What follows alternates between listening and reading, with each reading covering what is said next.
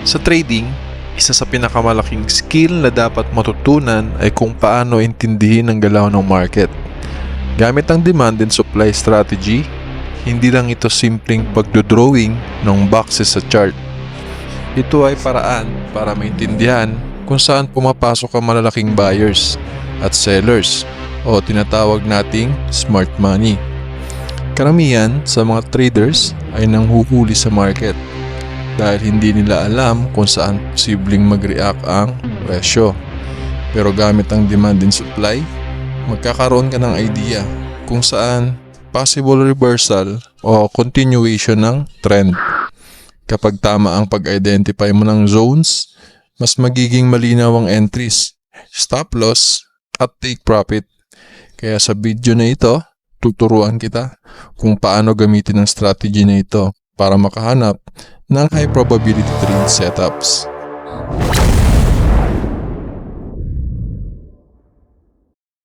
Ano ang matutunan mo sa video na ito? Ano ba yung demand at supply? Paano i-identify ang demand at supply sa chart? Paano maghintay ng tamang confirmation bago mag-entry? Breakout structure plus demand and supply. Paano maintindihan ang galaw ng smart money sa market? Panghuli, paano maintindihan ang common demand and supply structures?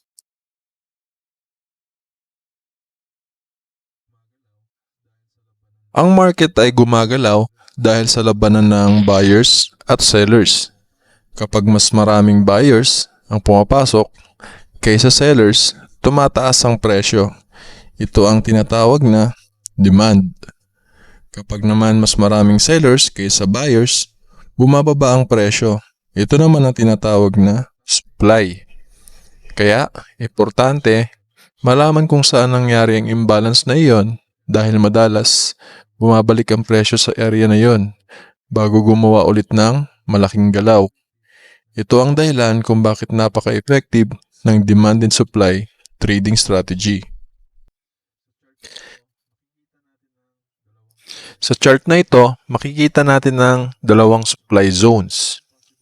Kapag bumabalik ang presyo, nagiging possible selling opportunity ito. Dahil dito, pumapasok ang sellers at nagkakaroon ng pagbaba ng market.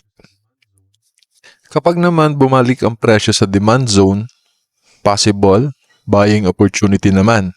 Dahil dito, pumapasok ang buyers at nagtutulak pataas ng presyo. Mapapansin mo rin na hindi random ang market movement. Madalas talaga itong nag-react kapag nahihit niya yung demand and supply zones bago gumawa ng bagong impulsive move. Kaya napakahalaga ng tamang pagmamark ng supply at demand zone.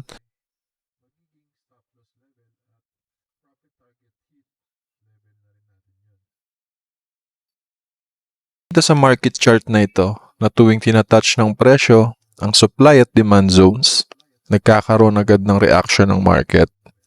Kapag nasa supply zone ang presyo, madalas bumababa ito dahil activated yung selling pressure. At kapag nasa demand zone naman, madalas tumataas ang presyo dahil nga activated naman yung buying pressure. Dito natin makikita na hindi basta-basta gumagalaw ang market. May mga areas talaga na pinapansin ng institutional traders at smart money. Kaya kapag natutunan mong kilalanin ng mga zones na ito, magkakaroon ka ng mas malaking edge kumpara sa karamihan ng mga retail traders. Ngayon naman, pag-usapan natin kung paano mag-identify ng valid demand zones. Kapag may nakita kang strong bullish momentum candle o mabilis na pag-akyat ng presyo, tingnan mo ang candle bago nagsimula ang impulsive move na iyon. Ang area na iyon ang pwede nating markahan bilang demand zone dahil doon unang pumasok ang malalaking buyers. Kapag bumalik ang presyo sa zone na iyon, madalas nag-react pataas ang market dahil nga may natitirang buying orders. Mas malakas ang demand zone kapag fresh pa ito at hindi pa masyadong nababalikan ng presyo. Ganito naman natin ma-identify ang valid supply zone. Kapag may nakita kang strong bearish momentum candle o mabilis na pagbaba ng market, tignan mo ang previous candle bago nagsimula ang malaking pagbaba. Ang area na iyon ang magiging supply zone natin. Dahil dito, unang pumasok ang malalaking sellers. Kapag bumalik ang presyo sa zone, madalas nag-react pababa ang market dahil nga activated yung selling pressure. Mas effective din ang supply zone kapag malinaw ang impulsive move at hindi pa nauulit or natatouch yung presyo na yan. Mas nagiging reliable ang demand and supply strategy kapag sinamahan natin ito ng break of structure. Kapag nag-break ang market structure pababa at bumabalik ang presyo sa supply zone, possible continuation iyon ng bearish trend. Kapag naman nag-break ang structure pataas at bumalik ang presyo sa demand zone, possible continuation naman yon ng bullish trend. Ang break of structure ay confirmation na may pagbabago o continuation sa market direction. Kaya kapag pinagsama mo ang break of structure at demand and supply zones, mas tumataas ang probability ng successful trades. Ito, makikita natin ang dalawang bullish break of structure. Pagkatapos gumawa ng strong bullish momentum candle, mamarkahan natin ang previous candle bilang demand zone. Kapag bumalik ang presyo sa demand zone at nagkaroon ng reaction, pwede tayong maghanap ng buy entry dahil possible continuation iyon ng bullish trend. Kaya, napakahalaga ng pagsabay ng market structure at demand zones. Dito naman sa chart na ito, makikita natin ang bearish break of structure. Pagkatapos gumawa ng strong bearish momentum candle, mamarkahan natin ang previous candle bilang supply zone. Kapag bumalik ang presyo sa supply zone at nagkaroon ng rejection candle o bearish reaction, pwede tayong maghanap ng sell entry. Kapag pinagsama mo ang BOS, bearish momentum at supply zone, mas nagiging mataas ang chances ng successful sell setup natin. Merong 4 na common demand and supply structures na dapat mong matutunan bilang trader.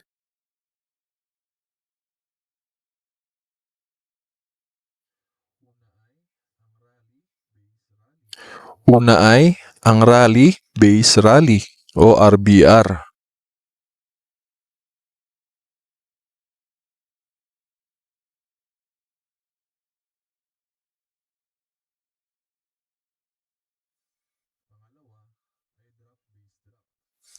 Pangalawa ay drop base drop o DRD.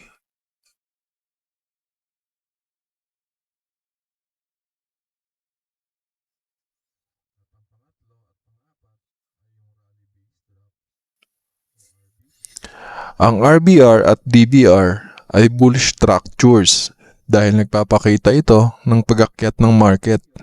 Samantalang ang DBD at RBD naman ay bearish structures dahil nagpapakita ito ng pagbaba ng market.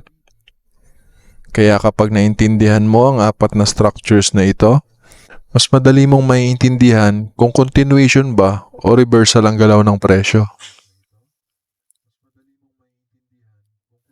Sa rally-based rally structure, makikita natin na paakyat yung market.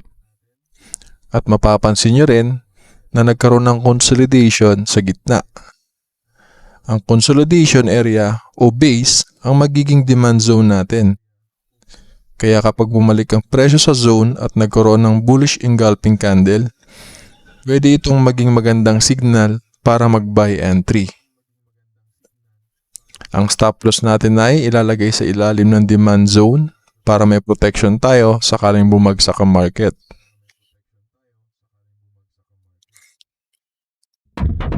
At sa example na ito, tinamaan ang presyo ng target na may risk to reward ratio na 1:4. Ibig sabihin, mas malaki ang potential reward kaysa sa risk.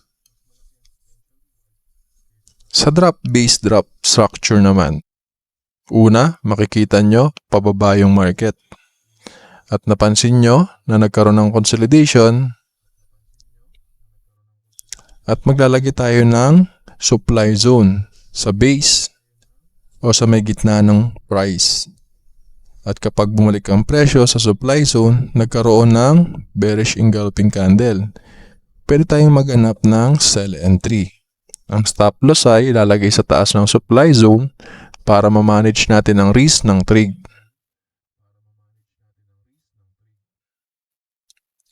Sa setup na to, tinamaan ng market ang target na may 1:2 risk-reward ratio. Ang rally-based drop ay isang bearish reversal structure. Dito, unang umakyat yung market. Pagkatapos ay nag-base o nag-consolidate bago gumawa ng malakas na bearish momentum. Move papunta sa baba. Ang base area ang magiging supply zone natin.